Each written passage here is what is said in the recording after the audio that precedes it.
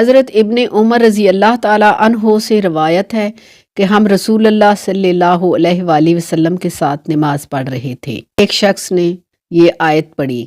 रसूलुल्लाह सल्लल्लाहु अलैहि वसल्लम ने पूछा, ये अल्फाज कौन कह रहा था? इस शख्स ने अर्ज़ किया, या रसूलुल्लाह सल्लल्लाहु अलैहि वसल्लम, ये मैं था। आप सल्लल्लाहु अलैहि वसल्लम ने फरमाया, मुझे इस पर ताज्जुब हुआ क्योंकि इन अल्फाज के लिए आसमान के दरवाजे खोल दिए गए।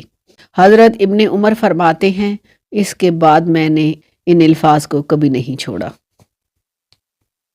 हमारे गिले शिकवे और नाराज़गियाँ सिर्फ़ एक चीज़ से जुड़े हैं, और वो चीज़ है सांसों की डोर। जैसे ही ये डोर टूटती है, ये गिले शिकवे पछतावे बन जाते हैं। याद रहे कि मिट्टी की ये ढेरी आपके पछतावे का दावा नहीं कर सकती। जैसे जैसे ये कब्रें पुरानी होती जाती हैं, दर्द बढ़ते जाते हैं